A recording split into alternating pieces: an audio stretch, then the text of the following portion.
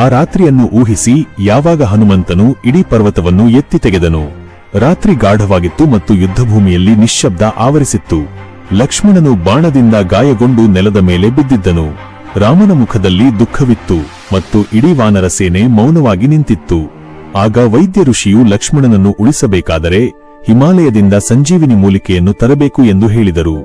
ಹನುಮಂತನು ರಾಮನ ಕಡೆಗೆ ನೋಡಿ ಪ್ರತಿಜ್ಞೆ ಮಾಡಿದನು, ಪ್ರಭು, ನಾನು ಲಕ್ಷ್ಮಣನ ಪ್ರಾಣವನ್ನು ಉಳಿಸುವ ತನಕ ಹಿಂತಿರುಗುವುದಿಲ್ಲ. ನಂತರ ಭೂಮಿಯು ಕಂಪಿಸಿತು. ಹನುಮಂತನು ತನ್ನ ಗದೆಯನ್ನು ಎತ್ತಿ ಹಿಡಿದು ಆಕಾಶಕ್ಕೆ ಹಾರಿದನು. ಸಮುದ್ರಗಳು, ನದಿಗಳು, ಪರ್ವತಗಳು ಎಲ್ಲವನ್ನೂ ದಾಟಿ ಹೋದನು. ರಾತ್ರಿಯ ಕತ್ತಲೆಯಲ್ಲಿ ಪ್ರಕಾಶಿಸುತ್ತಿದ್ದ ಅವನ ದೇಹವು ಮಿಂಚಿನಂತೆ ತೋರಿತು. ಅವನು ದ್ರೋಣಗಿರಿ ಪರ್ವತವನ್ನು ತಲುಪಿದನು.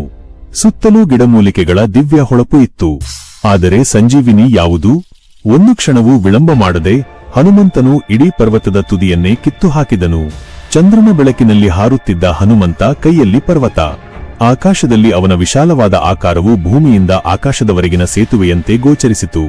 ಅವನು ಹಿಂದಿರುಗಿದಾಗ ಲಕ್ಷ್ಮಣನ ಉಸಿರು ಮತ್ತೆ ಚಲಿಸಲು ಪ್ರಾರಂಭಿಸಿತು. ರಾಮನ ಕಣ್ಣುಗಳಲ್ಲಿ ನೀರಿತ್ತು ಮತ್ತು ಅಂದಿನಿಂದ ಹನುಮಂತನು ಸಂಕಟಮೋಚನ ಎಂದು ಕರೆಸಿಕೊಂಡನು.